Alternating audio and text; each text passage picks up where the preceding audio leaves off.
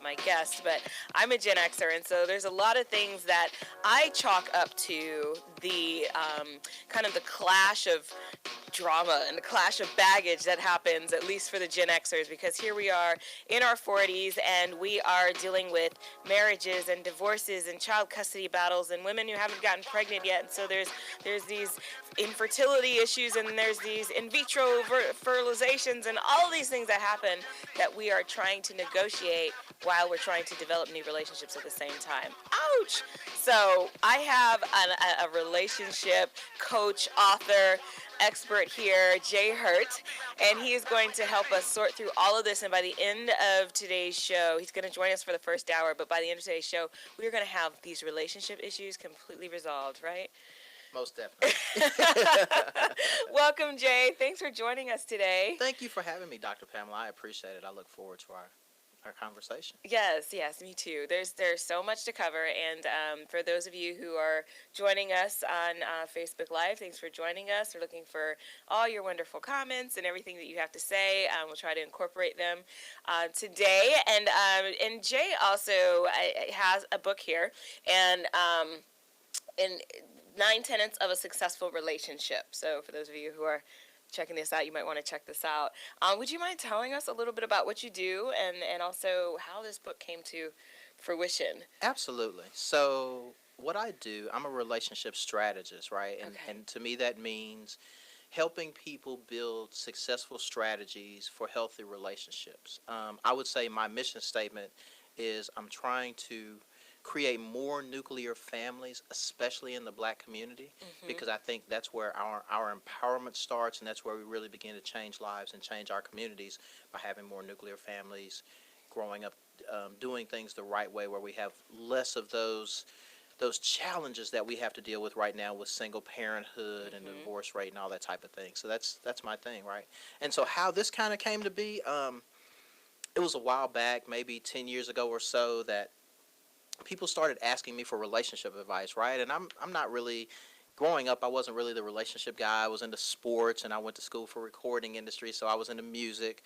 And people never asked me those questions, but people started talking to me about stuff I felt like I knew about it because it was common sense, but it wasn't something that I was concentrating on, and so I was getting so many questions about it, I decided that I was going to write a book about it. So I think things actually worked in reverse as they I guess, versus what they do for some people, because I wrote a book and then I got into coaching and building strategies and programs and becoming a speaker and that type of thing.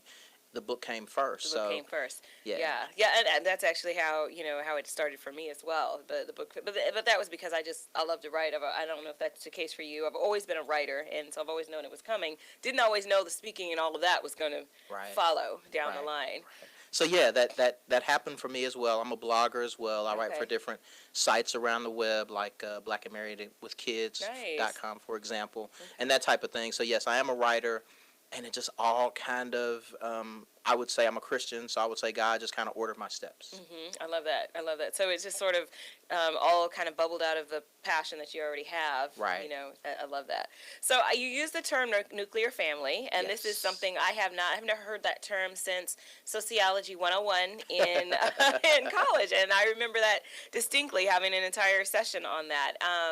And I'm just curious to know, what is the nuclear family today versus what the nuclear family was 20 years ago when I was in college in that sociology class? So I think the nuclear family hasn't changed since you were in that sociology class with the husband, the wife, the children, the 2.5 kids, the dog, the white picket fence. I don't think that has really changed. I think what has changed is how we have decided to move forward as a community, right? Because we have so many things in our environment that change our perception. So if you grow up around, let me step back and say it this way. If you grow up in a household where you have a single parent household and you see your mother being the breadwinner, you see your mother making it happen, you see her going to work, you see her taking care of all the children, and the dad is not around, so now your expectation has changed of what the man's role is, and your expectation has changed of what the mother's role is. Right. So you perpetuate the cycle. The cycle just continues to move forward, doing the same thing over and over again. So that's just one piece of the dynamic. But I think that if you look at some of our brothers and sisters on the other side, if you look at a lot of families in white households, if you look at families in Hispanic households in some cases, just in different cultures, they still have the husband and wife dynamic raising the children, and the children get to see both roles that the parents play in the household, and they get to learn and grow from that.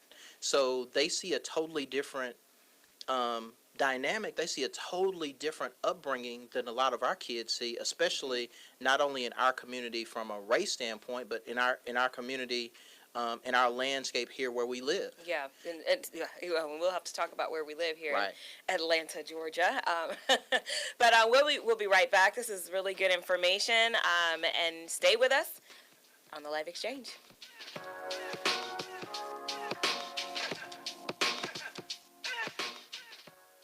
People are always looking to invest in a good opportunity. So what if you could invest in the future of kids, like a stock? Not the kind of stock that's about making money, but a stock for social change, called Better Futures. With your investment, it helps students like me go to college. My name is Charles, and I'm your dividend. Invest in better futures with UNCF. Visit uncf.org/invest. A mind is a terrible thing to waste, but a wonderful thing to invest in. Brought to you by UNCF and the Ad Council.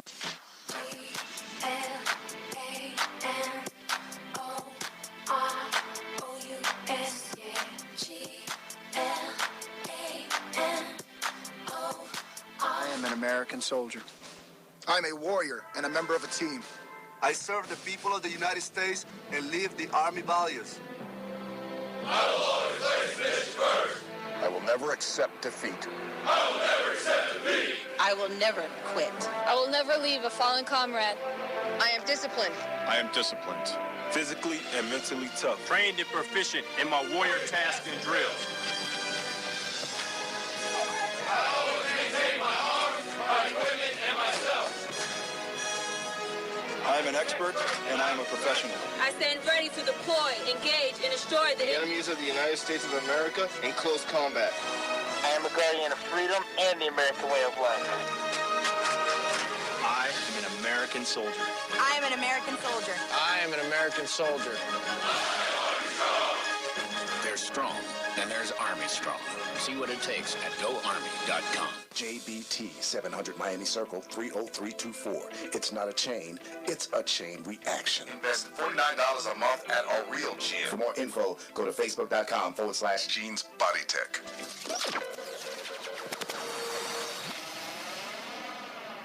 Primary election. Lack of diversity. Gas prices. Michael Jackson. Trending topics. All right, welcome back to the Live Exchange. So, some trending topics. I mean, unless you've been living under a rock, you probably know that we have a new president in office, and I still haven't been able to put the name and the title together. One day, maybe, I don't know, but yes, this person is in office, and and I know there's a lot of emotions flying around social media, and some people are like, get over it, it is what it is, and other people are like, oh my gosh, did you see what happened today? And I'm kind of somewhere in between. I've been actually trying to dig my way under the rock, and people just won't let me. People keep reaching out like, oh my God, Dr. Pam, did you see this? Did you see this? I don't want to see it. La, la, la, la, la. So I am really, but I know that we have to stay up to speed. There's no secret that I'm not necessarily thrilled about the things that have been happening. But I'm going to kind of go over quickly what some of the changes that have already been. I mean, the first few days in office already, some major executive orders have been put into place. And it's really interesting because when President Obama was in office, to do an executive order was just like, oh my gosh, it was like awful. So, and he didn't do any executive orders until more than halfway into his, presidency. This president is, first few days, let's just jump in and do it right away. And for those of you who do not know what an executive order is, an executive order is a directive from the president that has much of the same power as federal law. So it basically means that they are going to, this is what it is. and I'm putting this into law. There is no, process for which we're going to negotiate, discuss, vote. This is what it is. It's something that a president is supposed to use with discretion, with something that is, it's not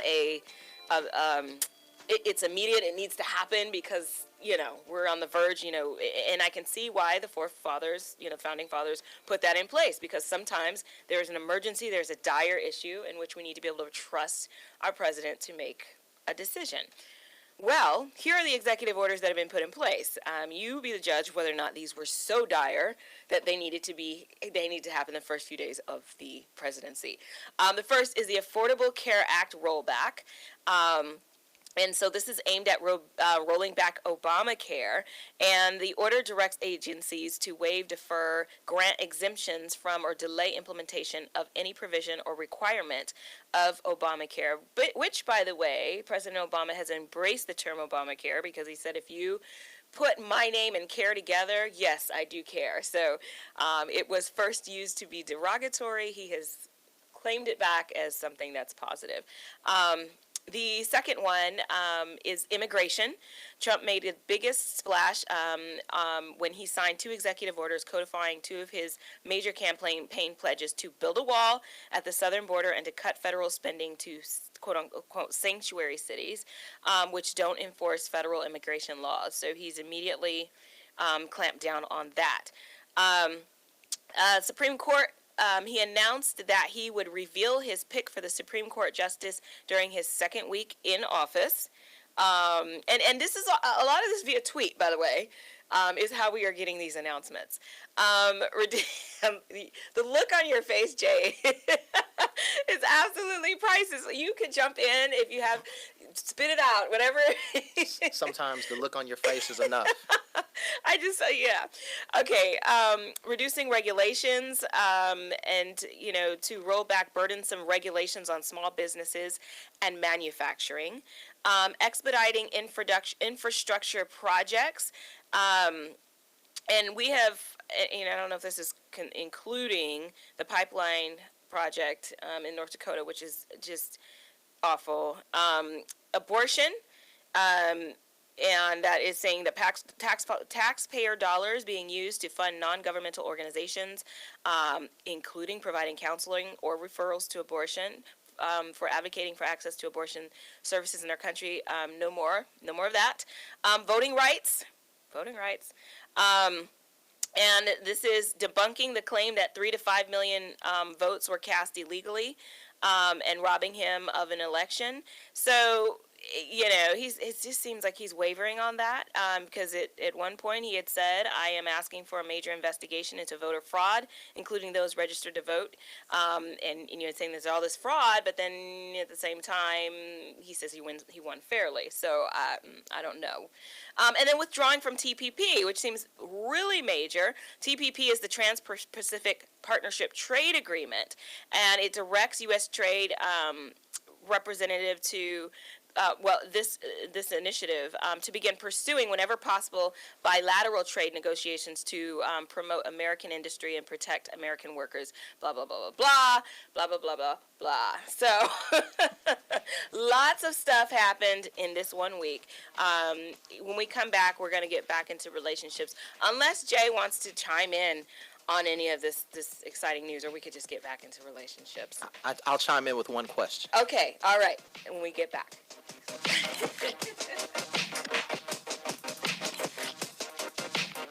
Listen, as a hiring manager, I've got to tell you, the best job candidate isn't always the typical candidate. Sometimes they're a grad of life. Meet the grads of life. Young adults of unique determination and experience, an ideal fit for your company in an entry-level position, internship, or mentorship.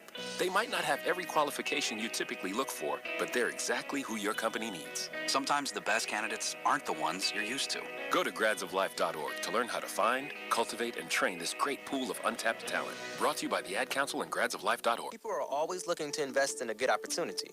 So what if you could invest in the future of kids, like a stock? Not the kind of stock that's about making money, but a stock for social change called Better Futures. With your investment, it helps students like me go to college. My name is Charles, and I'm your dividend. Invest in better futures with UNCF. Visit uncf.org/invest. A mind is a terrible thing to waste, but a wonderful thing to invest in. Brought to you by UNCF and the Ad Council. Coming to Tampa Bay, I said we want to win a Super Bowl, and I believe we will. From IamSecond.com. We came close, but never really did win that championship. Former NFL head coach Tony Dungy. At the end of my 6th year, I was fired, and it was one of the biggest disappointments of my life. Next year, I'm in Indianapolis, get to the playoffs, but get knocked out again. And for the next couple of years, it's the same thing. Everyone is saying Colts are never going to win one. And I did wonder, why didn't it pan out the way I thought it would? But I determined that I had to have Christ first, and that everything else came below that, including my own desires. The next year, that ended up being our year to go to the Super Bowl and win it, and it was a wonderful feeling. Every decision I make, I'm going to make it through the lens of Jesus Christ, and He'd guide us to that ultimate victory. I'm Tony Dungy, and I am second. If you're looking for that ratchet, you're in the wrong place. It's the nation's urban internet station, Sensation Station Network.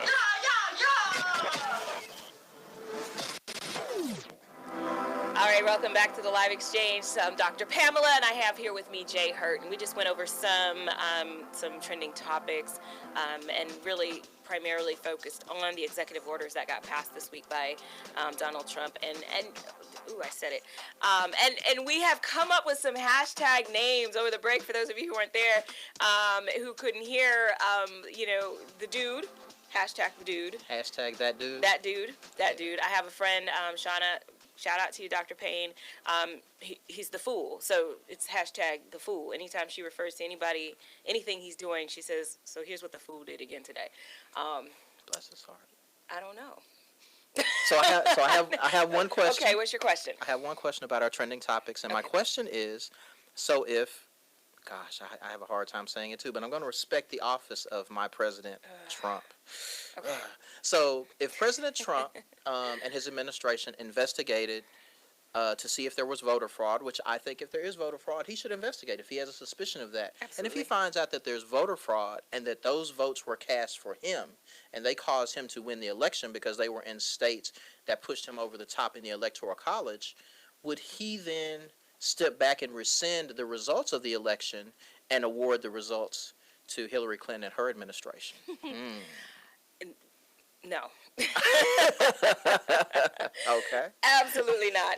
There will be reasons, I don't know why even go down that rabbit hole, like you said. I don't even know why go down that road when you know that you don't have, the integrity to say, you know what, I'm going to go ahead and step down.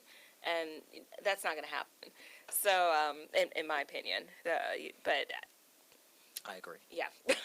So, what do you all think? The other question I have to ask is also what's been circulating are pictures comparing Barack Obama with Michelle Obama, those two together, versus Trump and Melania together. And, and I don't know if you've seen the video that's gone by where he's talking to the crowd, and then it's one point he has some evil words he must have said to her. He turns around and says something to Melania, and she looks like she lost her best friend? Yeah, or her life, like she lost her life. I don't know. I'm not gonna make an assumption, but whatever it was, it clearly wasn't good, and I don't know. Maybe that's why we're talking about relationships today. Right. President Trump, if you have someone that's listening, you might want to tune in to our show, and we'll talk about relationships and help you and Melania. Yeah, that would be great, because it looks like they need a little help. A little bit. I'm not sure, but just a little bit. And people say, oh, you can't judge. Well, there's a lot. Pictures do tell 1,000 words, and video tells even more than 1,000 words. Right. And there just doesn't seem to be that warm and fuzzy feeling that we got from, the Obamas. Not at all. I would agree. Yeah. So I don't know.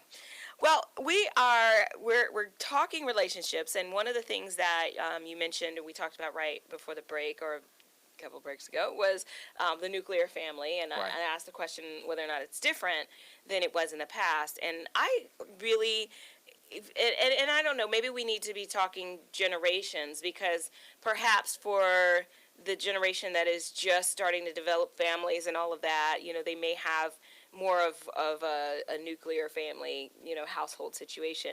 I know that there are a lot of folks who are older who have already done the nuclear family and it didn't work and it fell apart, who are now, the nuclear family now consists of stepchildren, and there's a lot more. There are a lot more dynamics to it than there were in the past. And I would definitely agree with that, Dr. Pamela, no question. One of the challenges that I see is that if we don't keep some level of cohesiveness to the quote-unquote traditional nuclear family, we lose a lot of that wisdom and expertise down the line, right? We no longer have two sets of grandparents. And don't get me wrong, having stepchildren as a part of the dynamic. I have a daughter, and I'm married, and she's my wife's stepchild. So excuse me, I have two children, and they're my wife's stepchildren. So that's important for them to embrace that. But I just think from a standpoint of, for me, what I don't see enough healthy marriages. And I think when we lose the healthy marriages, and we have people that are A, either not getting married, or B, running to divorce at the first sign of a problem, then that's where the challenges occur, right? So I coach a lot of folks that they're going through issues, and at the first issue, it's like, hey, look, we're going to go ahead and look into divorce. You guys haven't been through anything, right? So one of my things in my book, I talk about working together to continue to work together for your relationship to thrive. Okay. So you have to work on your relationship, and you have to work past those problems and those issues. And when we say, working on an issue, it may be something serious. It may be something like infidelity, or it may be something like a problem with someone's, health, or something deeper. It may be some insecurity that you brought to the relationship. So, which is very common. Absolutely. Insecurities are a killer. Absolutely. So some of those things are things we have to work on to build healthy relationships, and then our children see how we have worked together to build healthy relationships. So when the next generation does it, they continue the cycle. Okay. Well, and we're gonna. I also want to talk about these cycles, because that is a major issue. And not only the cycle of what the children see, but the cycle of, I'm bringing in the baggage from my past relationship into this relationship, and I don't even realize that I have this baggage. And I think that's probably where a coach or a strategist comes into play, to help point out such things. So stay with us. If you have some elements of baggage, well, if you don't even know, I want you to we're going to deal with that when we come back.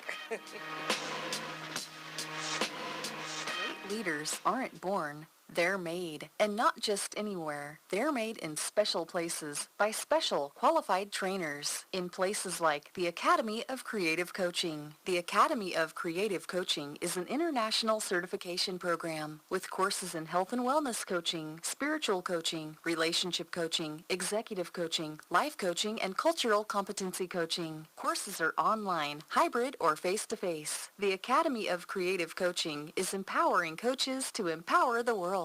Make a positive change in yourself and the world. Go to academyofcreativecoaching.com.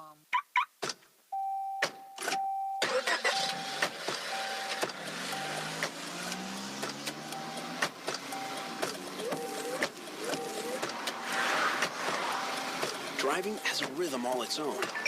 Don't wreck it with a text. Before you get behind the wheel, silence your phone. Or better yet, designate a texter. For more text-free driving tips, visit stoptextstoprex.org. Brought to you by the Ad Council and the National Highway Traffic Safety Administration. In the interest of science.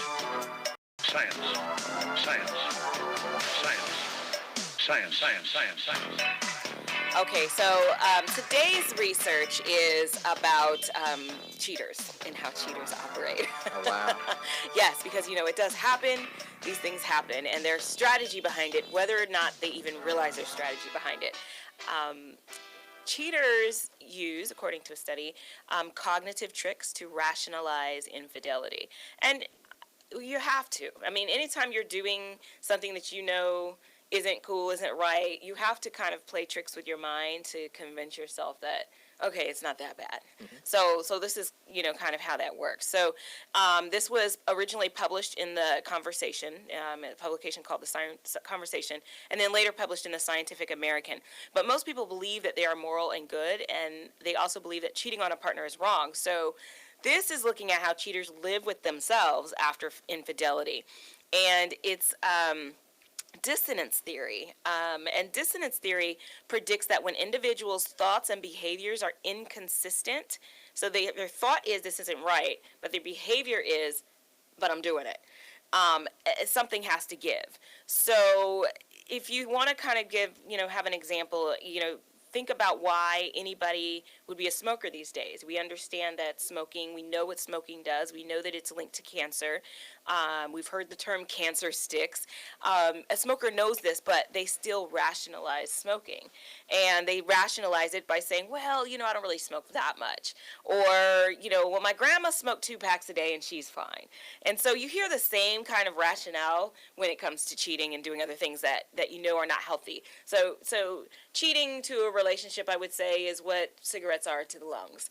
It really can cause some serious damage. It is, there's maybe not reversible, but you can stop the progress of death if you stop the progress of smoking. Likewise, with cheating. But cheaters minimize the significance of their infidelity as a way to cope with knowing that they did something wrong.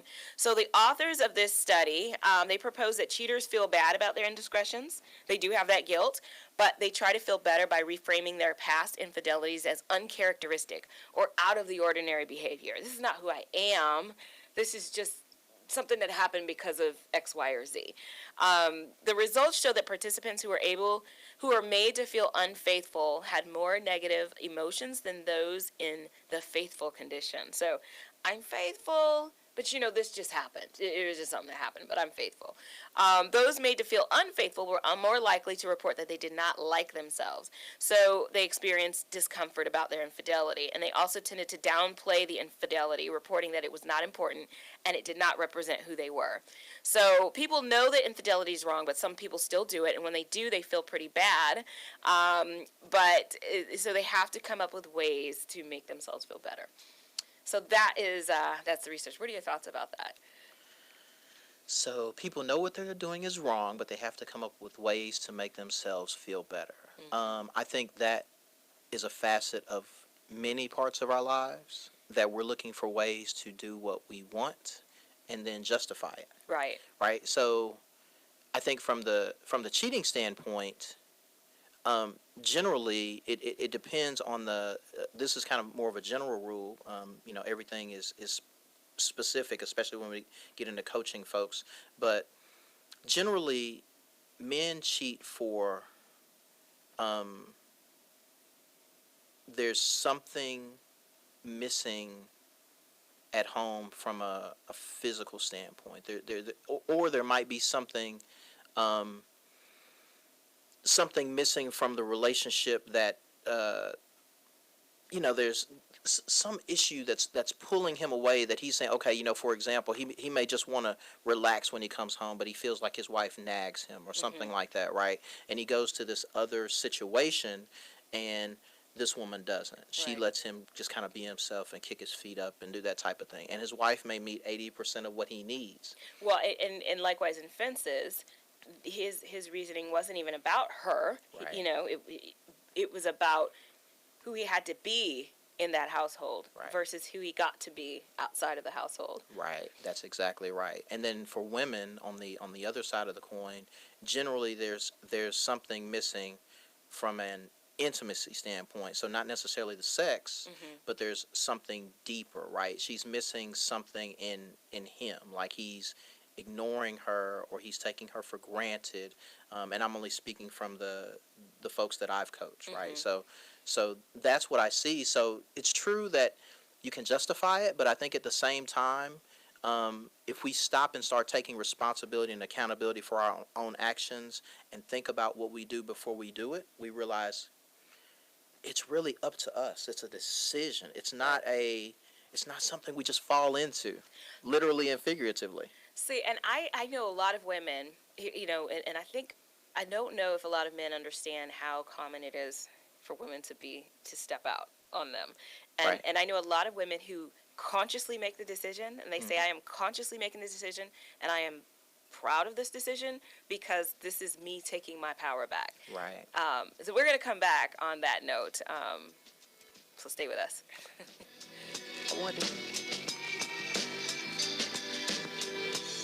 Marie Callender's knows that you may not have time to roll out dough for a perfectly flaky crust that's made from scratch, or enough time to mix vegetables with all white meat chicken in a homemade gravy. She knows you may not have a moment to crimp the edges of your favorite chicken pot pie, but Marie Callender's does. And when she's done, all you need to do is find time to grab someone special, sit down, and savor. Marie Callender's, it's time to savor. Hi, this is Terry Crews, actor, former football player, and father of 5. I'm also an expert on drama. There's the good kind that comes with having a house full of kids, and there's silly drama like the drama around my percolating pectorals. And then there's the drama you can skip. Skip the drama that comes with not having your high school diploma or equivalency. Find free adult education classes near you and finish your diploma. Visit finishyourdiploma.org. That's finishyourdiploma.org. And lead the drama to actors like me.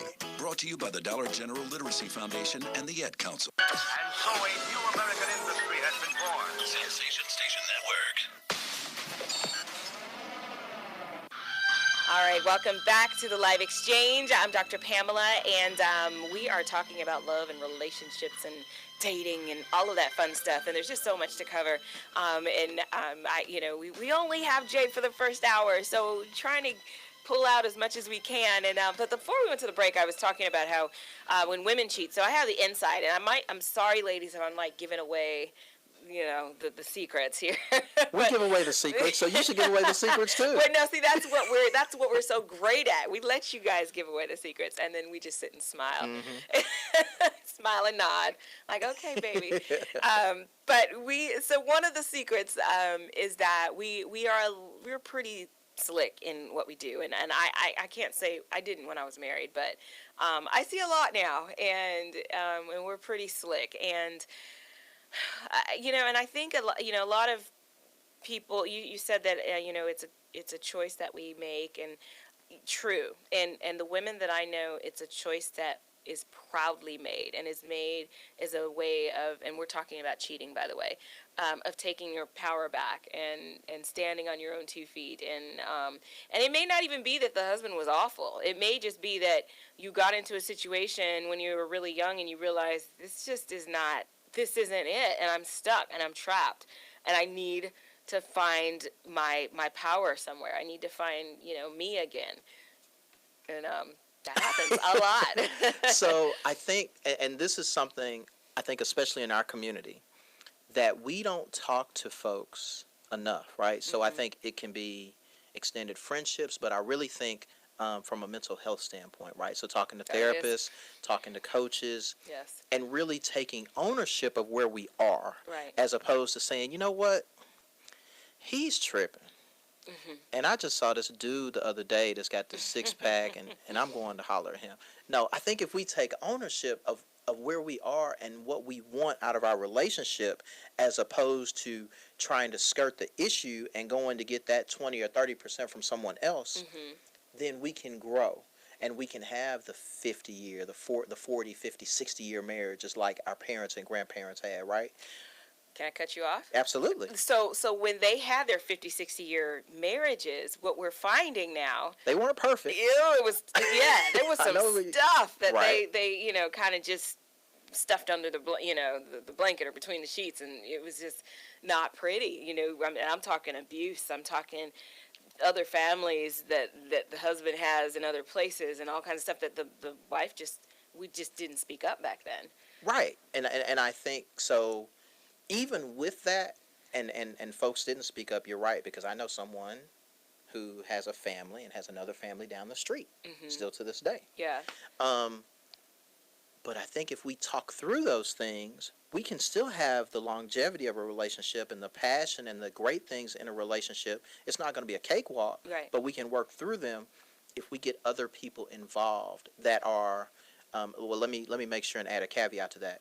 Not necessarily other family members, because other family members will have your best interests at heart, but they don't necessarily have your marriage at heart, right? They want their daughter to be straight. I don't want you to go through whatever you're going through with that guy, but at the same time, that's not their marriage, so they don't get to go through all the things that you go through after you divorce him, right? So they don't have the same passion, the same love, the same feelings that you have for your relationship. Right. That is such a good point, because, we often go to other people in our family about the relationship, and the advice and everything they're going to give you is their perception of what you need to do and what's in your best interest, not necessarily the entire family. Absolutely. That nuclear family, I should say. Right. Yeah. Right. Very interesting. Wow. Well, and I think that a lot of us are lacking in dealing with the mental health. There are so many mental health issues that are rolling into, and you talked about cycles earlier, from one relationship to the next, to the next, to the next. How do you advise people to deal with that kind of thing? So, several of my clients, and I could probably say all of my clients, deal with cycles in some way, shape, form, or fashion. I think, first of all, as a coach, I have to delineate the line of what a coach is, what a therapist is, what I can do and what I can't do. So I let them know there are things that I'm not trained, I'm not certified to do, and if they need something deeper, if they need therapy, I have a list of therapists that I, recommend them out to someone. Yes. So that's the first thing. I think finding the right opportunity to help them grow from whatever they've been through, right? So, for example, if you've been through years and years of sexual trauma, right? So you need to work through that. You need to be able to talk through that. You need to be able to let all that out, and then you need to be able to figure out how to heal. And that's a lot. That's not something that, you think, okay, Jay, what do they call you? Dr. Hurd, Jay Hurd? Jay. The doctor? No, I'm putting doctor on him. But I mean, that's not the kind of thing you just say, okay, I got 2 months for you to get me through this whole baggage of sexual childhood abuse, and then I need a husband by, 6 months. You might have been through that for 20 years, and it might take you 5 or 10 to get out of it. So it's not an overnight process. You have to be patient with the process. Right. Okay. All right. We'll be right back on the Live Exchange. Great leaders aren't born. They're made, and not just anywhere. They're made in special places by special qualified trainers in places like the Academy of Creative Coaching. The Academy of Creative Coaching is an international certification program with courses in health and wellness coaching, spiritual coaching, relationship coaching, executive coaching, life coaching, and cultural competency coaching. Courses are online, hybrid, or face-to-face. The Academy of Creative Coaching is empowering coaches to empower the world. Make a positive change in yourself and the world. Go to academyofcreativecoaching.com. Coming to Tampa Bay, I said we want to win a Super Bowl, and I believe we will. From IamSecond.com. We came close, but never really did win that championship. Former NFL head coach Tony Dungy. At the end of my 6th year, I was fired, and it was one of the biggest disappointments of my life. Next year, I'm in Indianapolis, get to the playoffs, but get knocked out again. And for the next couple of years, it's the same thing. Everyone is saying Colts are never going to win one. And I did wonder, why didn't it pan out the way I thought it would?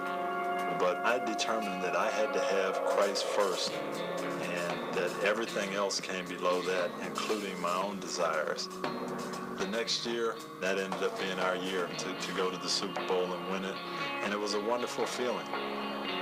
Every decision I make, I'm going to make it through the lens of Jesus Christ, and He guides us to that ultimate victory. I'm Tony Dungy, and I am second. Adopt US Kids presents Multiple Choice Parenting. You accidentally cut your daughter's bangs unevenly. Do you A, line things up a centimeter from her hairline? Man, oh man, oh man, oh man, oh man. No. Sweatbands are so hot right now. Everyone's wearing them. Like that basketball player and that other basketball player. B, get spiritual. Mom, where did all the mirrors go? A reflection could never capture our true selves. Huh? Beauty is within. C, look on the bright side. Less time blow drying, more time texting. Or D, show empathy. Mom, you really don't have Ta-da! Twinsies! I kinda love it. As a parent, there are no perfect answers. But you don't have to be perfect to be a perfect parent. Thousands of teens in foster care will love you just the same. For more information on how you can adopt, visit adoptuskids.org. A public service announcement from the U.S. Department of Health and Human Services, Adopt U.S. Kids, and the Ad Council. So, I'm a dog, and I just got adopted by this new human guy, and I'm starting to wonder how he got along without me. I mean, okay, something as simple as walking around the block. He's got this leash thing, and he puts me on one end and him on the other, and I'm just taking him around. I think he's afraid of getting lost. Without that leash and me guiding him along, I don't think he'd find his way back home. But it's kind of cute. A person is the best thing to happen to a shelter pet. Be that person. Adopt. Brought to you by the Ad Council and the ShelterPetProject.org. Welcome back to the Live Exchange. I'm Dr. Pamela, and today we are talking love, relationships, and all of that. And we did talk some politics. You know, that's what we do. Love, politics, intellect. And I have Jay Hurt here with me. I was going to say Hurt because I know a Jay Hurt as well, but this is Jay Hurt. And he is relationship strategist, author, and he is here to just talk to us a little bit about what he knows about this dating world. And the reason why, so I don't mean to be a downer, but I'm bringing up all these negatives, this cheating and all of this, because I always had this very rosy view of relationships, and I always wanted that nuclear family. And I actually have come to a point recently of realizing, okay, so that's not going to happen for me because I'm 40. What does that mean? I'm not having any more kids. But that doesn't mean you can't have a nuclear family. Right. So that's my point, is I'm redefining what that is, because I had a definition of what that was up until 40, and I'm thinking, okay, so at 40, I really don't want to start over with an infant, and the next 18 years worry about raising somebody.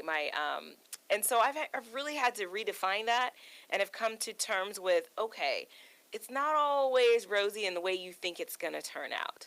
Right. And so that's why I'm throwing these questions at you, because I want people to be able to deal with those hard questions and the real issues that come out, with relationships, those cycles, the abuse.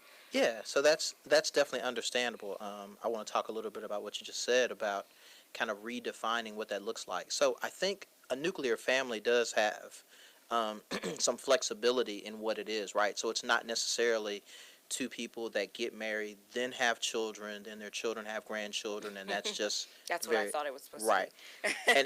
and I think that may be what we all hope that it would be, but we know that life has twists and turns, and I think that you can still have that nuclear family, that same dynamic with blended families, right? So you can still have the same things that you wanted at first.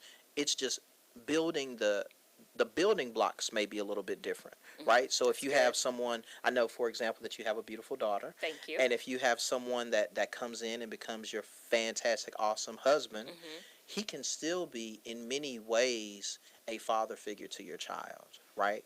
So he's not her father. Right. No, go ahead. But well, I was simply going to say he can be a father figure. He can show her how to learn and grow and mature and see what a man looks like, that she will want to deal with later, because so many of especially the younger people that I coach, they have seen what men look like, and what men look like doesn't look like our image of what a man is. What men look like is a guy that's running around with gold teeth and trying to, but seriously, running around with gold teeth and trying to either deal drugs or hustle on the street or whatever it is, sell CDs and mixtapes. I'm not hating on any of that, but what I'm simply saying is it's fine that we grow and have different experiences, right? But at the same time, we want to understand what a mature young man looks like. We want our daughters, since we both have daughters, to understand what a mature young man looks like, and someone can provide that foundation. And to me, that's as much of a nuclear family as any nuclear family in America. Right. Well, and my I guess concern about that is, when let's say, so my daughter's 9 now, 8, 7, 6, 5, younger years, very open and receptive to, the idea of, mom getting married, mom having more kids. She hit 9 and she's like, nope, nope, closed, nope. It's like, that opportunity in terms of her openness has passed, and not to say that she may never be open again, but now we're entering into preteen teen, and it's so that opens or presents new challenges to my dating that would not have necessarily been present a couple of years ago, and so it's just a very different dynamic, and I have a lot of friends who are in their 40s. We all graduate high school together, and they're different places. Some are having their first babies, some are having their first grandbabies, and it's just such an interesting dynamic. Yeah, absolutely. And I think that we do have to be respectful of what our children want and need. But at the same time, we have to live our lives as well, right? Because when they get 18, they're going to bounce. And we're in the house either by ourselves or, somebody becomes the cat lady or whatever, right? Or we travel the world. Or we travel the world. Right. But if you want to have a certain type of relationship, so, that's a conversation that you have to have, and that's a resolution you have to make in your mind and be able to show that to your family that this is going to be our foundation. Just a quick example. So I had a friend, a very good friend, who started dating someone, and he said, "Well, I'm not going to get married until my kids graduate." Well, he started dating someone when his children were 5 and 7. Oh. So he didn't marry her. And then after they graduated, he still didn't marry her. So they got to see the example of a mother, kinda, but not really all the benefits and all the goodness that they would be able to propel into their lives going forward, right? Because now she's just an ex-girlfriend. Right. So we can build foundations a certain way, and we can do things the way that works best for us, and we can integrate our families into them. And I know especially you can do that. I think I can. Yeah, it's interesting watching the evolution of my life. For those of you who've read my book, Letters to the Brokenhearted, you get to see the evolution of my life from the decision to divorce to, here I am 7 years later, and, just different life stages that are happening before all of your eyes. I hope you're all entertained. So, Jay, I know you do events, and you do different types of, events, locally, nationally. What are some of the things that you've been doing and that you may have coming up? So I've done events in my former hometown, Nashville, Tennessee, and I've spoken at a couple other places. But I have an event coming up on February 19th. It is called Having Our Say. Men share real talk about dating and relationships, right? So it's going to be a panel with 5 men, 5 single men, one well-known relationship coach, one well-known life coach, that are going to talk about what single men are looking for, what single men really want, as opposed to, a lot of times, especially in our community, meaning Atlanta, women are struggling with the idea that there's a 1 to 10 ratio of men to women and that kind of thing, right? But if we find out what men really want, as opposed to assuming what they want, then they can make better decisions. They can date in their own level. They can have the type of relationships that they want, and that's what we want to bring to Atlanta and the Metro Atlanta area. Okay, so that's what I have coming up. Sounds awesome, and we're going to get a little more information about that and make sure that we post it so that you all can attend. We'll be right back.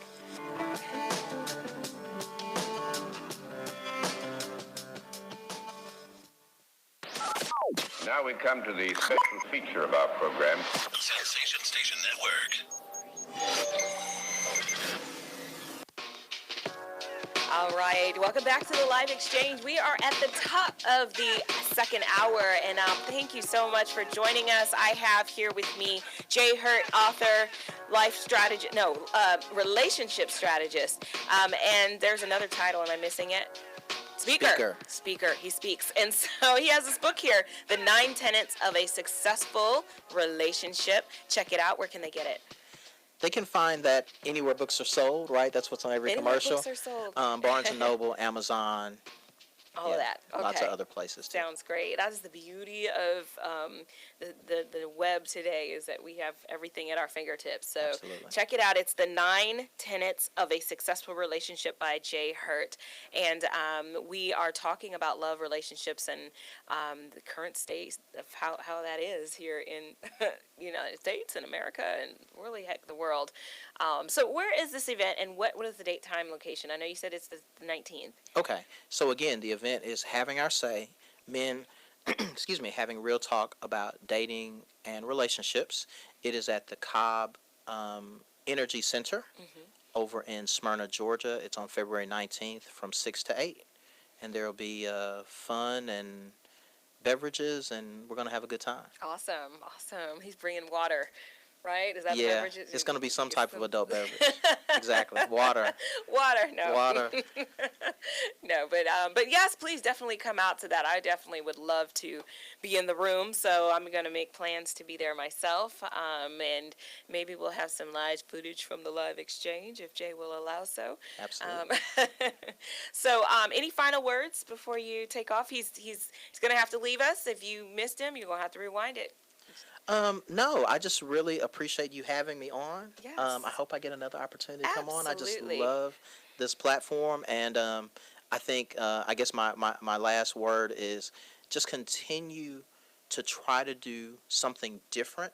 If you're not getting the results that you want, think about what you really want and think about doing something different to get it, and then you're going to get a different result. I love that. Well, thank you so much for joining us. Thank you, Dr. Pamela. I appreciate it. No problem. We're going to make sure that we post everything that he's said so far on the Facebook page, and stay with us. I'm not going anywhere, so I still got more to say to y'all. We'll be right back.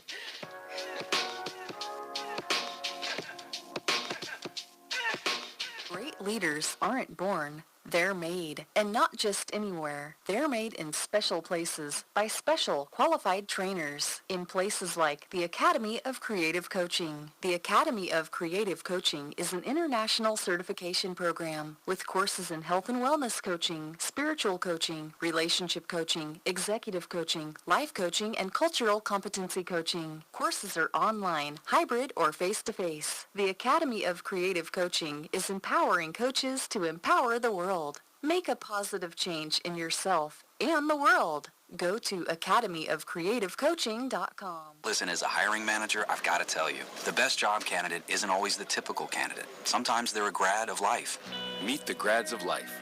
Adults of unique determination and experience, an ideal fit for your company in an entry-level position, internship, or mentorship. They might not have every qualification you typically look for, but they're exactly who your company needs. Sometimes the best candidates aren't the ones you're used to. Go to gradsoflife.org to learn how to find, cultivate, and train this great pool of untapped talent. Brought to you by the Ad Council and gradsoflife.org. Vince Lombardi once said that it's hard to be aggressive when you're confused. Some of us think that taking our lives to the next level, both personally and professionally, is a confusing and complicated process. Guess what? It's not, and I can prove it. My book, Truisms, will show you how living your life by rules that are so self-evident and obvious, you'll say, I knew that. This powerful yet short, detailed bestseller is on sale right now, under $10. Go to michaelmcfadden.com. That's michaelmcfadden.com, and let Truisms help you to the next level. Green light. Hey girl, school zone. I'm getting hungry. Car changing lanes. You want to meet me for pizza? Stop sign. Intersection clear. Yeah, street. Pizza sounds good. Ballin Street? Girlin Street! It's hard to concentrate on two things at once, like texting and driving. Stop the text, stop the wrecks. How will you stop texting and driving? Tell us at stoptextstopwrecks.org.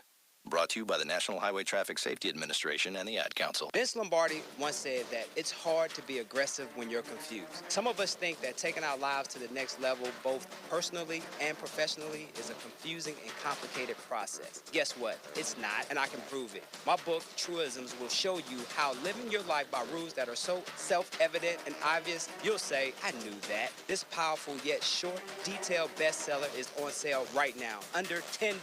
Go to michaelmcfadden.com. That's michaelmcfadden.com, and let Truisms help you to the next level. I am an American soldier. I'm a warrior and a member of a team. I serve the people of the United States and live the Army values. I will always place this first. I will never accept defeat. I will never quit. I will never leave a fallen comrade. I am disciplined. I am disciplined. Physically and mentally tough. Trained and proficient in my warrior tasks and drills. I always maintain my arms, my equipment, and myself. I am an expert and I am a professional. I stand ready to deploy, engage, and destroy the enemies of the United States of America in close combat. I am a guardian of freedom and the American way of life. I am an American soldier. I am an American soldier. I am an American soldier. There's strong, and there's Army strong. See what it takes at GoArmy.com. Green light. Hey girl, school zone. I'm getting hungry. Car changing lanes. You want to meet me for pizza? Stop sign. Intersection clear. Yeah, street. Pizza sounds good. Ballin Street? Girlin Street! It's hard to concentrate on two things at once, like texting and driving. Stop the text, stop the wrecks. How will you stop texting and driving? Tell us at stoptextstopwrecks.org. Brought to you by the National Highway Traffic Safety Administration and the Ad Council. Vince Lombardi once said that it's hard to be aggressive when you're confused. Some of us think that taking our lives to the next level, both personally and professionally, is a confusing and complicated process. Guess what? It's not, and I can prove it. My book, Truisms, will show you how living your life by rules that are so self-evident and obvious, you'll say, I knew that. This powerful yet short, detailed bestseller is on sale right now, under $10. Go to michaelmcfadden.com. That's michaelmcfadden.com, and let Truisms help you to the next level. Primary election. Lack of diversity. Gas prices. Michael Black. Trending topics. All right, welcome back to the Live Exchange. I'm Dr. Pamela, and just to go over some trending topics, I did talk about in the first hour the executive orders that our new president has put into place during the first few days of the election, and there's a lot of opposition that has risen out of this, and so social media is on fire. We've got a lot of people who are very vocal about their disdain for what's been happening over the past week. It's really interesting. It'll be really interesting to find out what's coming, what's going to happen next. And so we just got news that the Mexico's president has canceled his White House visit, which is, the plot just keeps thickening. It just keeps thickening. I don't know where we're headed or what's going on, but I know what's going on, but it's it doesn't seem to be getting any better. So those are our trending topics. As you know, we talk love, politics, intellect, and these are our politics. So if you have anything to say about this, chime in. I'd love to see your comments. Give us a call, 678-613-5857.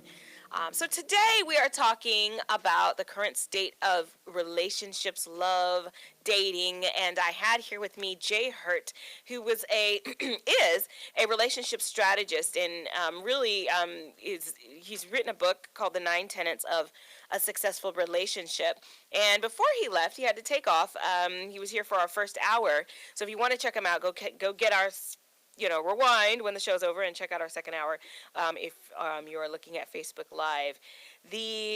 One of his tenets, which I really like, and I asked if I had permission to share this, from his book is the concept of square pegs and round holes. So square peg, round holes is basically the idea of trying to force something that isn't meant to happen, forcing it. And as a woman who's in control of a lot of things that I do in my life, and I like to be in control, and I like to know when things are going to happen and how they're going to happen, and I can definitely see how one can be guilty of trying to fit the square pegs into round holes, and that is when you're really trying to force something to happen that just isn't meant to happen.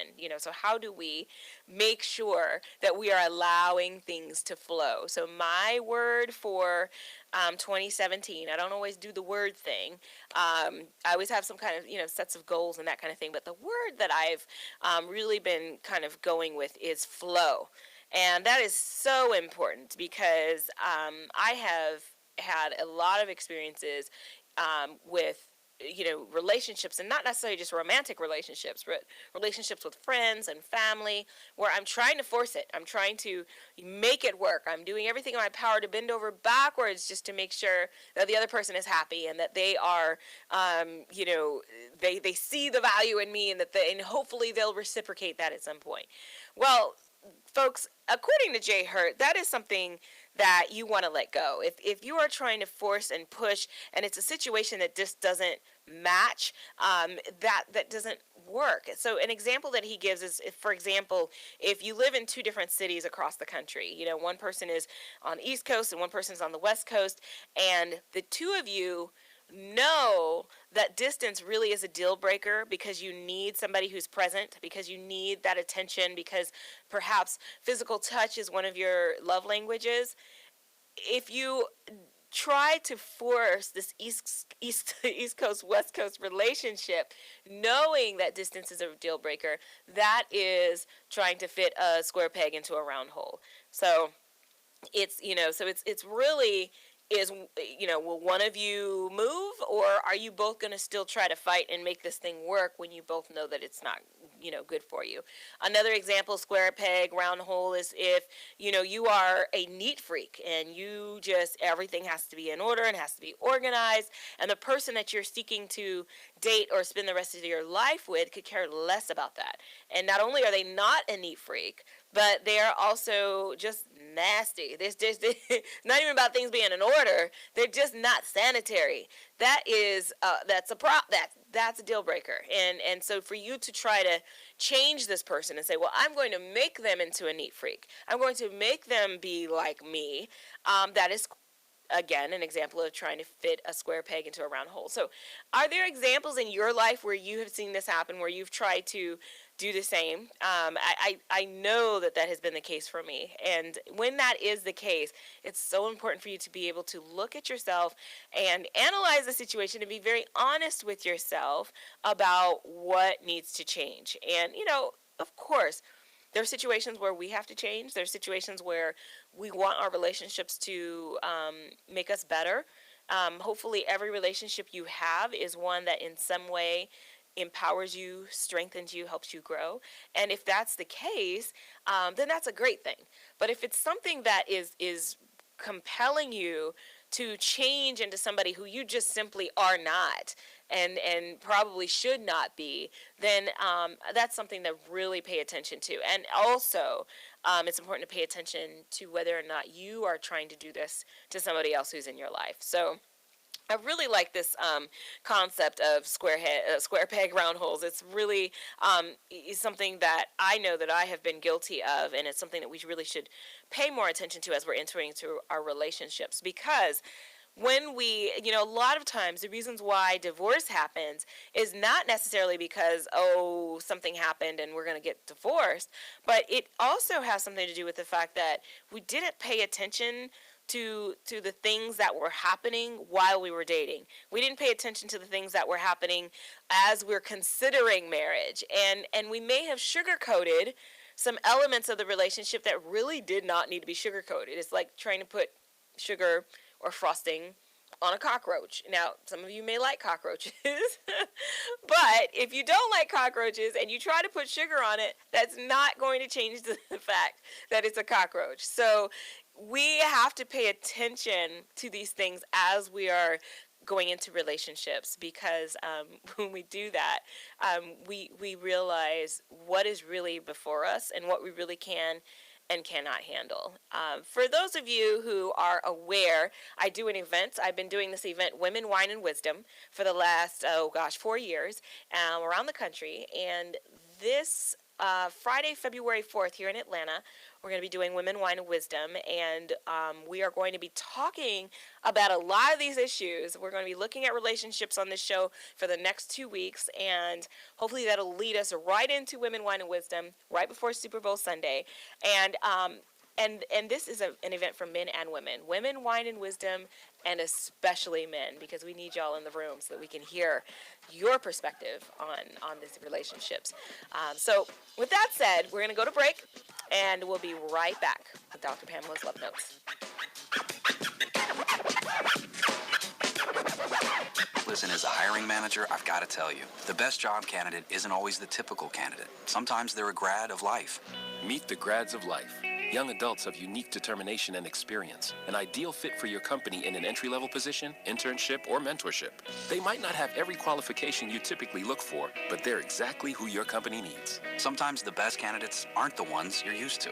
Go to gradsoflife.org to learn how to find, cultivate, and train this great pool of untapped talent. Brought to you by the Ad Council and gradsoflife.org. Uncle Dan? Mom? Dad? If you store your guns properly, so not just anyone can get to them. I'll feel safer when I'm playing outside. Safer when walking home. Safer when my friends come over. As your neighbor, I'll feel safer. As a school teacher, I'll feel safer. We'll all feel safer. Your family, friends, and neighbors are all counting on you. If you own a gun, you have a full-time responsibility. When you aren't using it, be sure it can't get into the hands of curious children, troubled teenagers, a thief, or anyone else who might misuse it. Remember, always, lock it up. For more information on firearm storage safety, visit ncpc.org. This message brought to you by the National Crime Prevention Council, the Bureau of Justice Assistance, and the Ad Council. Great leaders aren't born, they're made. And not just anywhere. They're made in special places by special qualified trainers in places like the Academy of Creative Coaching. The Academy of Creative Coaching is an international certification program with courses in health and wellness coaching, spiritual coaching, relationship coaching, executive coaching, life coaching, and cultural competency coaching. Courses are online, hybrid, or face-to-face. The Academy of Creative Coaching is empowering coaches to empower the world. Make a positive change in yourself and the world. Go to academyofcreativecoaching.com. All right, welcome back to the Live Exchange. I'm Dr. Pamela, and the love notes are coming, but I want to talk to you a little bit about relationships. And, it's really interesting because even Sigmund Freud was he was a cheater, but he was such a charmer that all of the women who, he was involved with, they just appreciated the charm. They loved his intelligence. They loved his mind. And so he got away, with some things. And shortly I'm going to share with you a letter that he wrote to his daughter, who was furious about his cheating on her mother, and I'm not laughing because it's funny. It's just a very interesting concept as we think about cheating in the modern day, and we think about it, with regular everyday people, but. And even celebrities and stars and all of that. But Sigmund Freud, he's supposed to be psychological expert, and he knows all about the mind, and he's come up with all these theories, and surely he's not thinking about love affairs, but of course he is. He's the one who came up with the Oedipus theory and all of those interesting theories that had sexual overtones to them. So what else can we expect from Mr. Freud, right? So we are talking love and relationships, and as I said, before the break, Women Wine and Wisdom is coming up, and that is where we will get to have these conversations in person. I've already got some great topics that we're going to be looking at, and we're going to be looking at the whole, when something isn't feeling right in a relationship. Do we say something? And if we say something, are we overreacting? Or at what point do we get to speak on our concerns versus being overly paranoid about our concerns? But before we get into all of that, we're going to go ahead and go into some of the research. In the interest of science.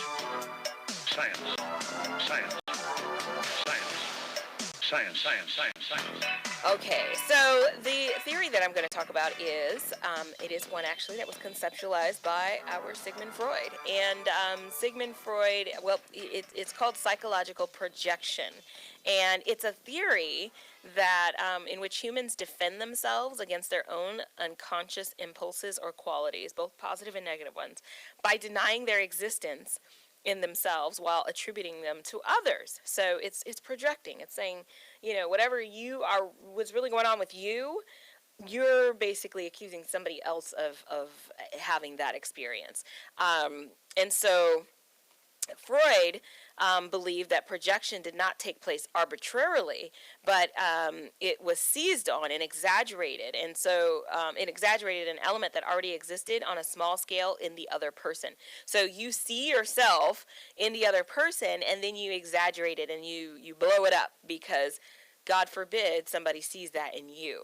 And so this is something that, and I can say I've seen this definitely in relationships when it comes to cheating in particular, where somebody is actually doing the cheating, but they are accusing their spouse of doing the same, because surely if the spouse or the significant other is engaging in a particular behavior that reminds you of your own behavior, it has to be cheating, right? So if, for example, you cheat, you come home and the first thing you do is you take a shower. If that is your ritual and that's what you do, as soon as you see your significant other do the same, if they come home and they take a shower, never mind it may be because they were just at the gym, or they were somewhere, or they just legitimately needed a shower outside of cheating.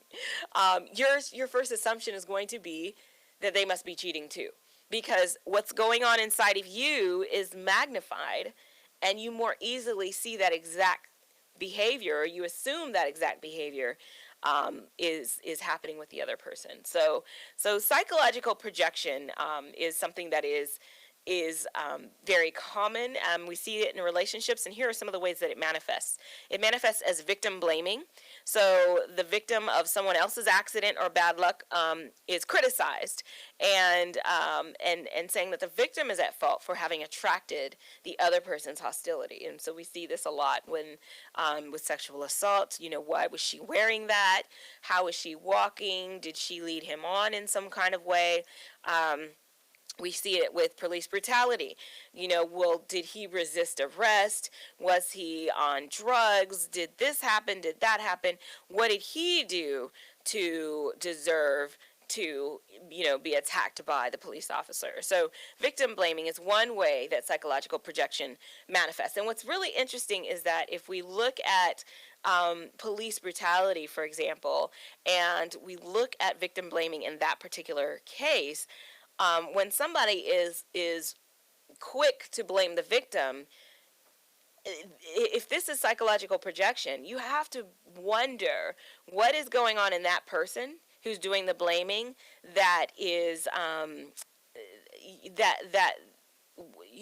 what are the faults in that person that's causing them to project their own faults onto somebody else. So what is it? What's behind all of that? Are there levels of insecurity? Do they have their own levels of hostility towards police officers? Do they have their own levels of hostility towards people who they don't necessarily connect with, like black men, for example? What's going on that's causing them to blame the victim? And a couple of other ways of manifesting psychological projection is projection of, well, you know what? I'm going to give you the rest when we come back from the break.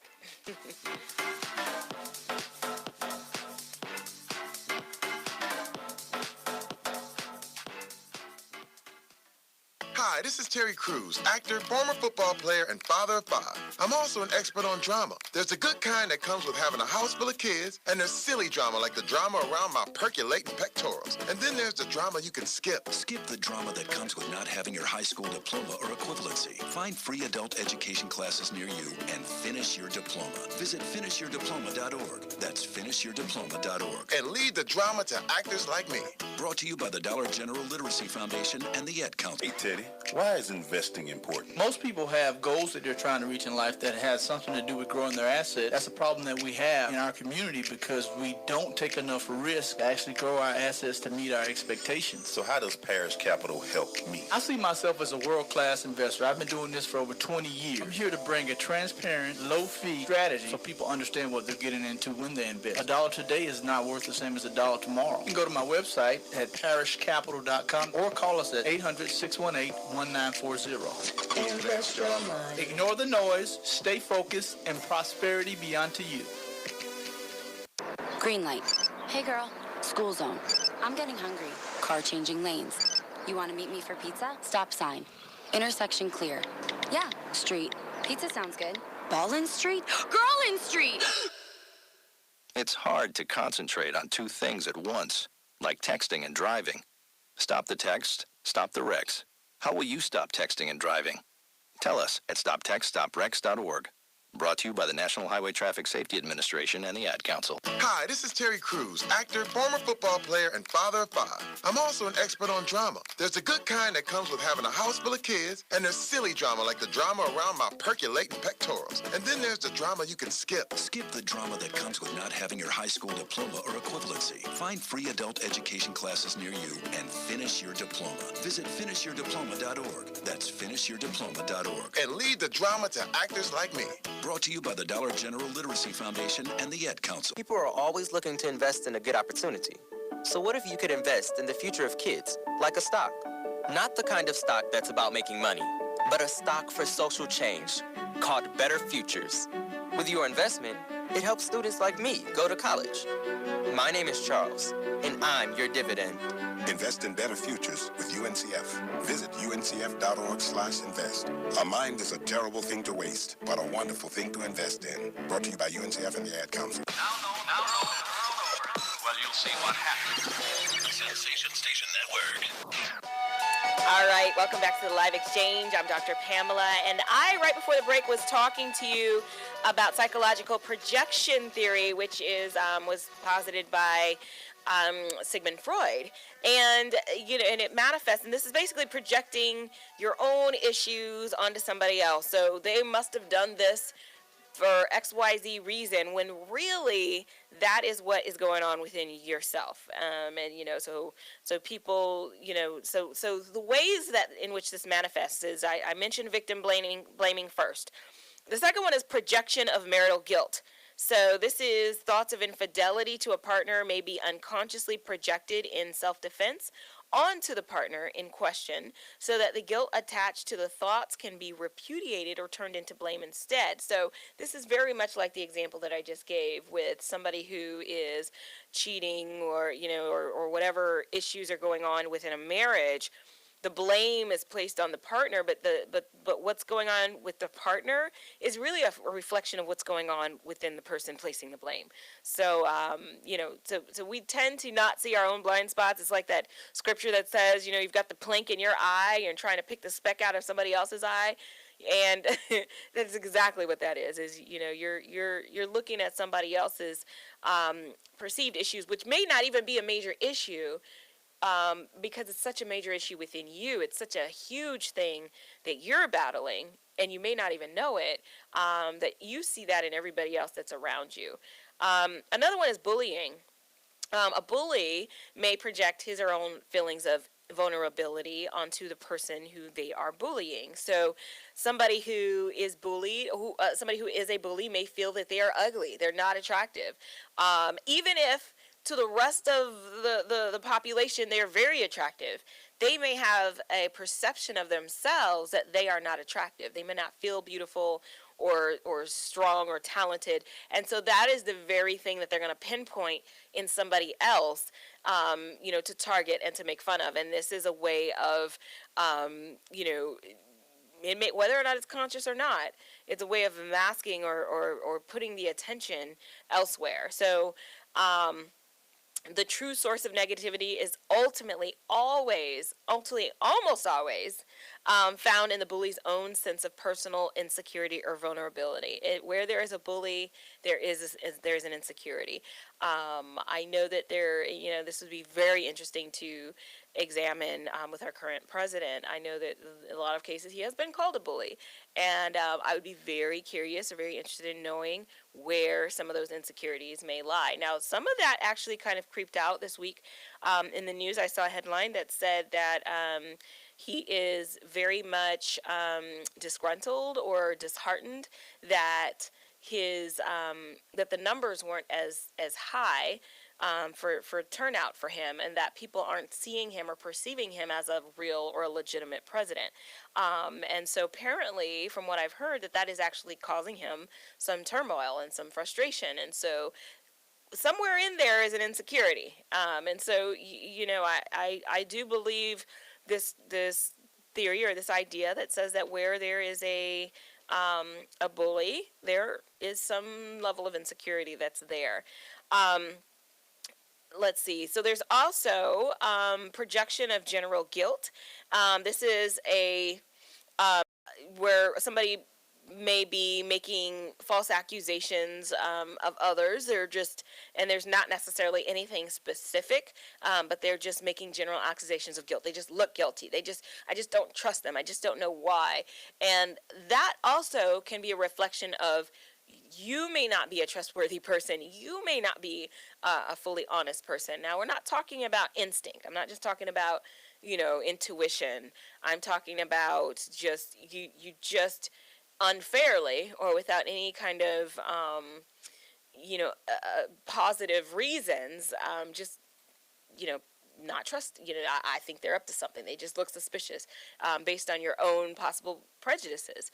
And the last one is a projection of hope, and so this is a more positive standpoint. But sometimes, for example, a patient may sometimes project his or her feelings of hope onto the therapist. And or somebody who is a leader within an organization may feel very hopeful and may be projecting those feelings of hope onto some of the other people that they the rest of the organization. And so psychological projection doesn't always have to be a negative thing. It can be a positive thing, and it can be something that could potentially turn relationships, households, families, and even communities around, if it's done in a positive way. So I mentioned earlier that, and I had it wrong. I had it so wrong. I said Sigmund Freud. Sigmund Freud did come up with a theory, but he's not the one who had the whole issue with infidelity. It was Albert Einstein. So I stand corrected. But Discover Magazine published an article in 2006 that pointed out sort of Albert Einstein's, his relationships and all of that was outside of his marriage. And he wrote a letter to his stepdaughter because he was married to her mother, and he was cheating on her, and his stepdaughter was not happy about it. She was very upset. She was irate. And it's just an interesting letter because it doesn't sound much different than, somebody caught cheating in the present day. And so when we look at, from 1931 when this letter was written to today, it's really interesting to see some of the similarities. And so I'll read some of it. And it says, "Dear Margot, I'm writing to you because you're the most reasonable and you're the most reasonable one." Unlike her mother, is what that seems to assume. And your poor mother is really upset. It is true that she followed me. This is the other woman. She followed me, and her chasing after me is getting out of control. But first of all, there was nothing I could do to prevent it. And second, the moment I see her, I'll tell her to vanish immediately. He's going to get rid of the other woman, if for no other reason than just spare the natural and architectural beauty of England, and so on. So he's got some sarcasm in there. "And out of all the dames, I am in fact attached only to your mother, who is absolutely harmless and decent. And even with this, there is no danger to the divine world order. This morning I'm getting all these letters from all of these people expressing horror. So this was made public. And I don't care about what people are saying about me, but for mother and for you, it's better that not every Tom, Dick, and Harry gossip about it. It all seems all the more funny when on one hand you research the cosmos, and on the other hand you need to be engaged in so gracefully ludicrous worldly matters. But that's the way it is with the earthly creature." So it's almost like what would be happening in social media if Albert Einstein was alive today. This sounds exactly like what he would be going through with social media and the talk and the gossip and all of that, about his mistress, because that's what we do, right? We'll be right back.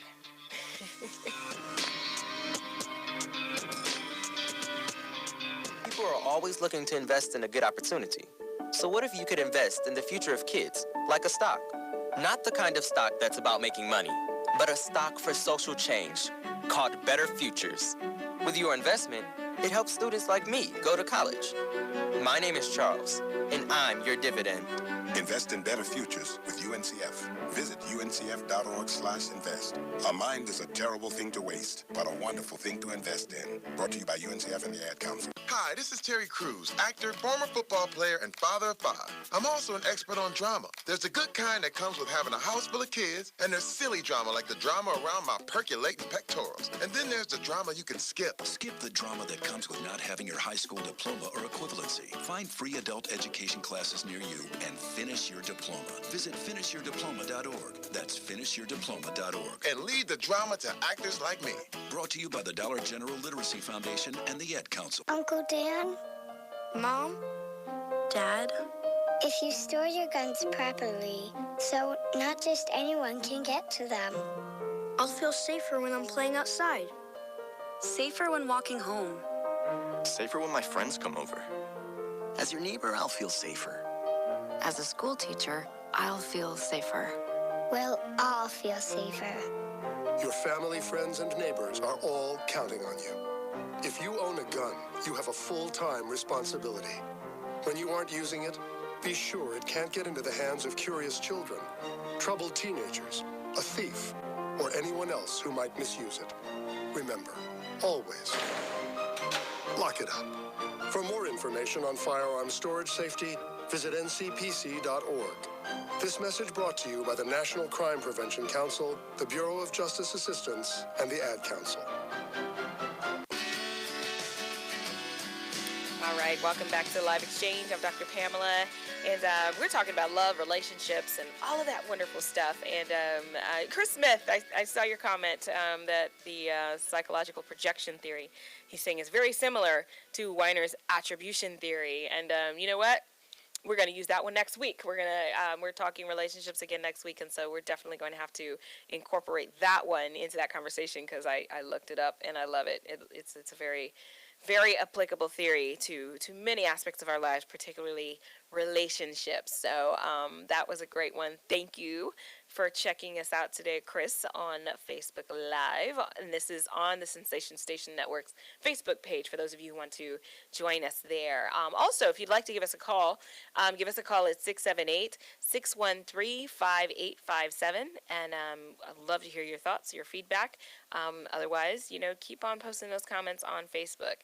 So we're looking at love and relationships, and I want to make sure that we cover all aspects of it, that we're covering men and women. So when I talk about cheating, infidelity, and all of that, this is both of us. This is men and women, because I see plenty going on both sides of the house. And so this is by no means bashing one gender over the other, because I'm telling you, we've all got issues and we've all got baggage that we have to deal with and that we have to resolve, ideally before we even, choose to get into relationships.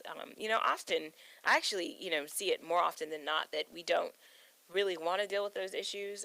We're getting better about talking about mental health. We're getting better about talking about counseling and therapy and coaching, and even getting help, hiring a strategist to help us, navigate our relationships. And I think that's a wonderful thing. But I think that we still have a long way to go. We still have to really be willing to look at ourselves and genuinely make those changes that need to be made in order to have those healthy relationships. So one of so some of you have a love-hate relationship with her, but Jana Van Zandt, she has her show Fix My Life, and I think most people I hear, are like, well, what does this mean? Whose life is she fixing? And, as we all know, it's reality TV. It's not possible to literally fix somebody's life in the context of an episode, but there are lots of nuggets that she pours out throughout the course of her show, and things that we can take away. If we start looking at what we can get out of the material that we see, we might learn something. And one of the things that I thought was very interesting, I would love to hear your thoughts on, is, she was saying as you're going through the process of healing, especially when you're recovering from one relationship to the other, she recommends that people abstain from sexual activity while they're in that healing process. And that kind of flies in the face of that old saying that says the best way to get over somebody is to get under somebody. She completely rejects that idea because, in her view, if you are trying to get over a very difficult situation or heartbreak or anything like that, she says sex really just clouds things. And so for her, sex is the way we dull our senses to escape the physical sensations of the body. And so it's like a drug. It's like alcohol. It's like any other thing that you use to numb yourself and to pull yourself away from what is really happening. And so very interesting insight from Iyanla. I'd be curious to know what you all think about that, if anybody has any thoughts. And while you are thinking, we are going to go ahead and get into the Balance Challenge. Keeping your balance with Dr. Pamela. Dr. Pamela. Dr. Pamela. Okay, so the Balance Challenge for this week, between this week and next week.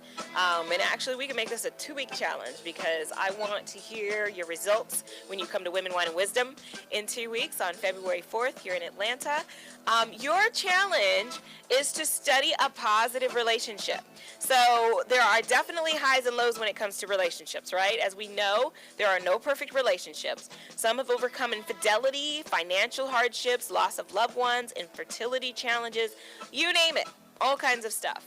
But for every relationship that is crashed and burned after these challenges is another relationship that's managed to make it through and thrive.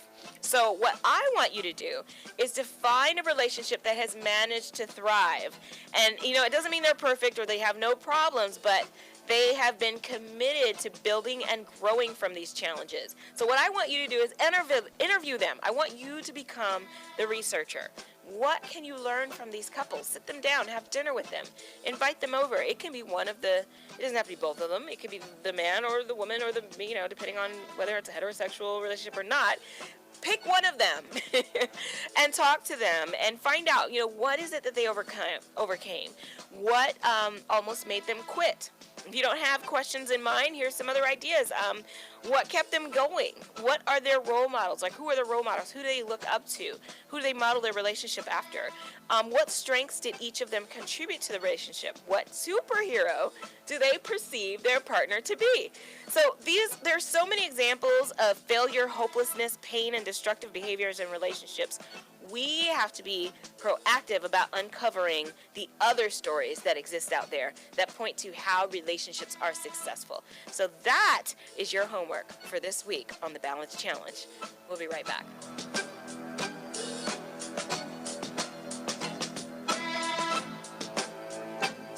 Adopt US Kids presents Multiple Choice Parenting. You've accidentally cut your daughter's bangs unevenly. Do you A, line things up a centimeter from her hairline?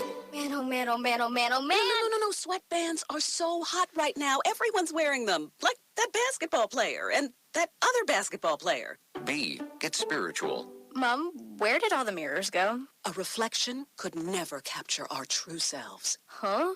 Beauty is within.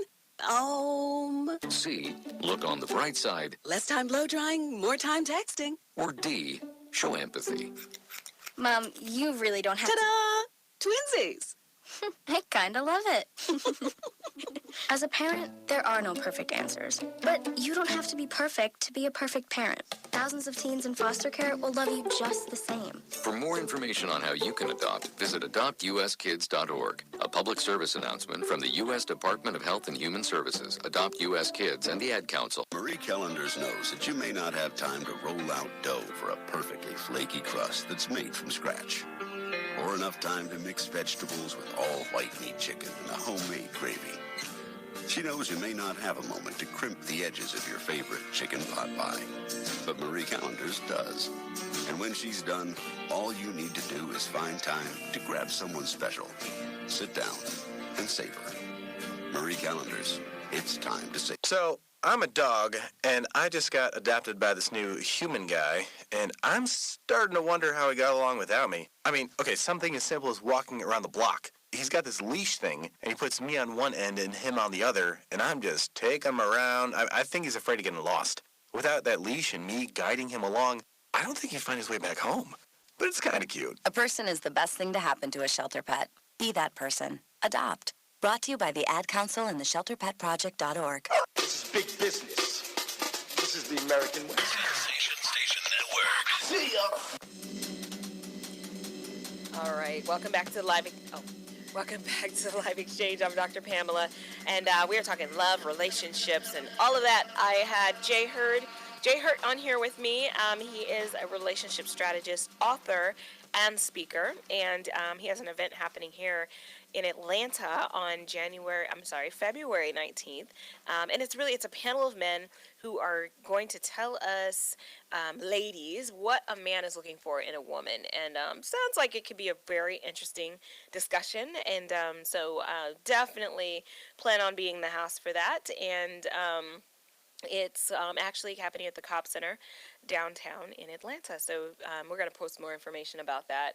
If you have any questions or comments or anything you'd like to chime in with, call us at 678-613-5857. So talking love and relationships and all of that jazz. And, we can't talk enough about this really because there's just so much there.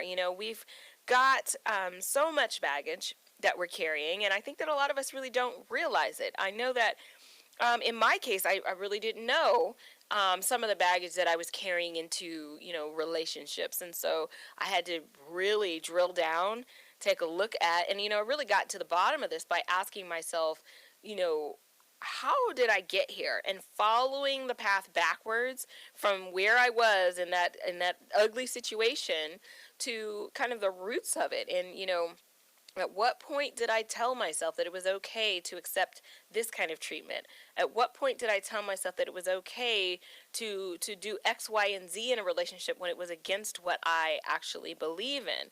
And so when you start asking yourselves those questions and analyzing, how did I even get here? At what point did I compromise my integrity? Or at what point did I allow for things that I never would have allowed for in any other situation?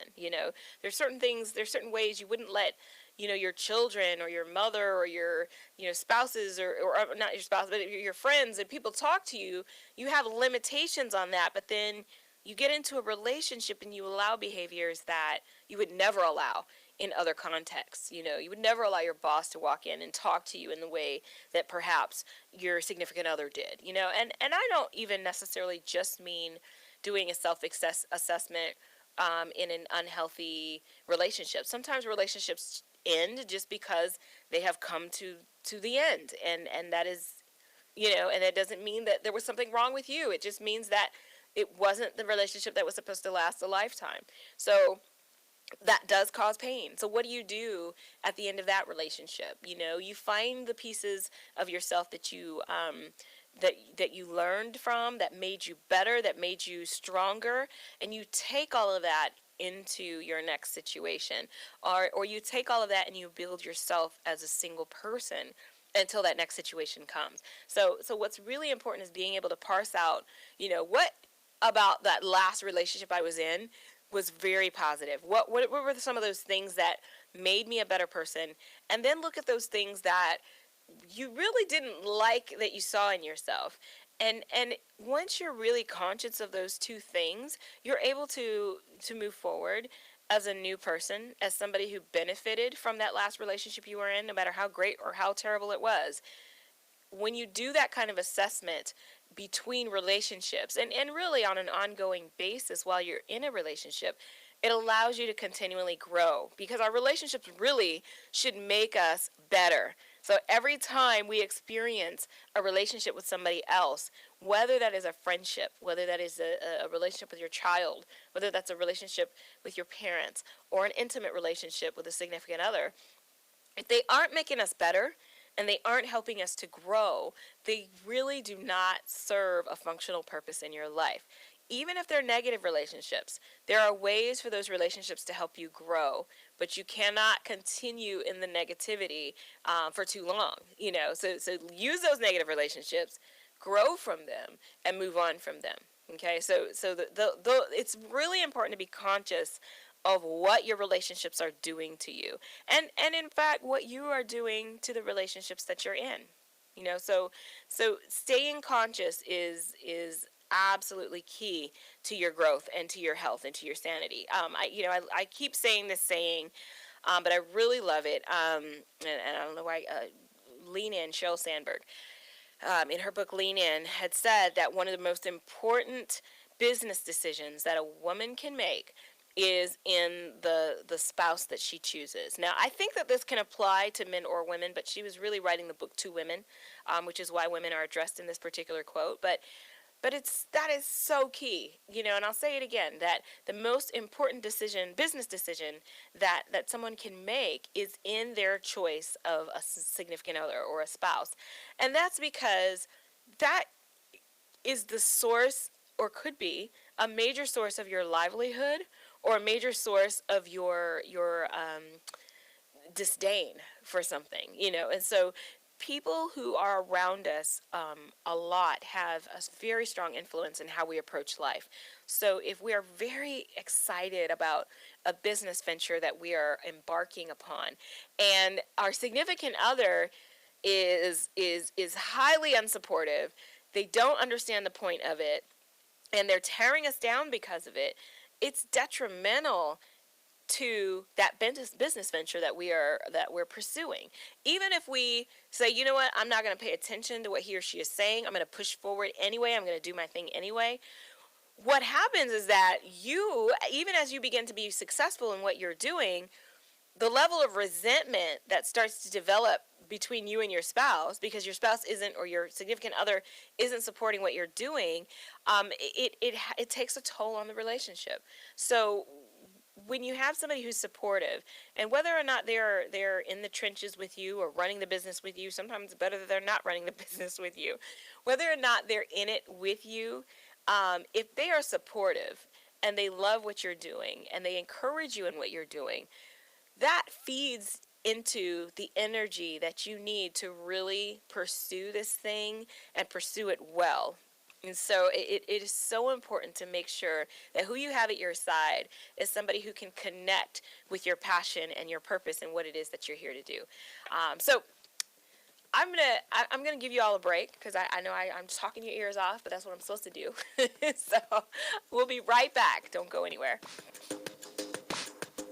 Great leaders aren't born. They're made, and not just anywhere. They're made in special places by special qualified trainers in places like the Academy of Creative Coaching. The Academy of Creative Coaching is an international certification program with courses in health and wellness coaching, spiritual coaching, relationship coaching, executive coaching, life coaching, and cultural competency coaching. Courses are online, hybrid, or face-to-face. The Academy of Creative Coaching is empowering coaches to empower the world. Make a positive change in yourself and the world.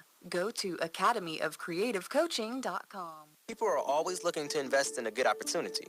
So what if you could invest in the future of kids, like a stock? Not the kind of stock that's about making money, but a stock for social change, called Better Futures. With your investment, it helps students like me go to college. My name is Charles, and I'm your dividend. Invest in better futures with UNCF. Visit uncf.org/invest. A mind is a terrible thing to waste, but a wonderful thing to invest in. Brought to you by UNCF and the Ad Council. Love Notes with Dr. Pamela. All right, so today's love note is actually from a husband who really has, a question, and he wants some help with his wife. So he says, his name is Charles from Chicago. Dr. Pamela, I've been married for 15 years. I love my wife very much, but her relationship history is rough. The father of her oldest daughter was abusive. She never knew her own father. She's been betrayed by people in the past and just doesn't trust anyone. When we met, I saw a woman who needed a man who could help her heal. I knew that she had been through a lot, but I was convinced that our love could overcome that. After 15 years, she still struggles to trust me, to be affectionate with me, and to really open up. When I try to talk to her about this, she completely shuts down and prefers to focus on the business of our marriage, not the love, sex, or emotions. I'm beginning to realize that maybe I can't love her pain away, not sure what I should do. What should I do is basically what he's asking. And so, that's tough, because, you come in and you step in and you're sort of a source of healing, for her. And, and I know how powerful that can be, but it sounds like it's only to a certain extent, where she's still not quite letting you in, and she's still not quite opening up. And it, it really sounds like a case of what I call, and there's actually a term for this, post-traumatic relationship disorder. And what post-traumatic relationship disorder is not very much different from post-traumatic distress, PTSD. I can't even say it right now. But it's not very different from that, and in which you've experienced a traumatic relationship in the past, and traumatic being that it's caused you to shut down, it's caused you to feel the need to protect yourself for whatever reason. Everybody has different thresholds. So some people, it may be all out physical abuse. For some people, it may be infidelity that caused it. For other people, it may be told that they were ugly. Whatever it is that caused that person to want to shut down for subsequent relationships, that's considered a traumatic relationship. So it sounds like in this case, Charles, that your wife may have a very classic case of post-traumatic relationship disorder. I don't know that for sure, but it sounds like she's still got some pain to deal with. You've tried to love her pain away, and sometimes this kind of thing causes for some action, some immediate action and intervention. And so, because it's either this, or you continue down this path of a miserable marriage or no marriage at all. So I would suggest bringing in somebody, and she may not like the idea at first. She may not go, but if there's a way for you to go, to start to see somebody, to go to a marriage counselor, to a relationship counselor, and just talk through this with them, so that you can figure out what your role in this situation can be. One of my favorite books with relationships is The 5 Love Languages. And, the author of that book talks about how he's witnessed relationships heal as a result of one spouse loving that other spouse in that spouse's love language until they finally woke up, until they finally healed, until things finally changed. And so that's one of the things that I would really suggest, because, you may not know, she may not be willing to take the test to find out what her love language is, but it is also pretty easy to kind of look through the love languages and then look at your spouse and think about which one really applies to her. Is she physical touch? Does she seem to light up when I touch her?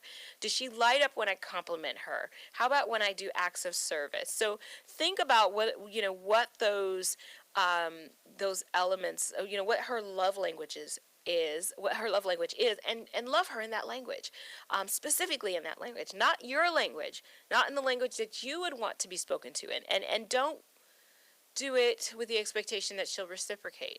Do it with the expectation that this is the treatment that you're giving her for her healing, and just try that over a long period. So give it a month, give it 2 months, give it 6 months, and just look at what happened after 1 month. Look at what happened after 3 months. Look at what happened after 6 months. But I would say, fight for your marriage. You still love this woman. See what you can do to actually heal her, and you can't do it all yourself, but there are some things that you may be able to do to get the ball rolling. And if it's not rolling after 6 months, after 12 months, then I really would get the advice of a therapist who you can give more of the detailed, specific information to, and really get a sense of where to go from there. So Charles, best luck to you. Anybody have any feedback, comments to that? Join us on our Facebook Live feed and add those there. But so with that said, that is our show on relationships, and thank you so much for joining us today. I'm going to be back next week, and we're going to be talking. We do this every Thursday from 11 to 1, and I just want to close with, in your relationships, feel your life to the fullest. Don't deny your feelings. Don't numb them. Feel them so that you can do what you must to heal, to grow, to advance, and to walk in your purpose. No healing or growth comes out of what you cannot allow yourself to feel, whether that is the joy, the pain, the love, or even the fear of your experience. We need each other, but the only way we can truly be there for each other is by speaking our truths in our relationships. I'm Dr. Pamela, and I'll see you next week from 11 to 1 on the Live Exchange.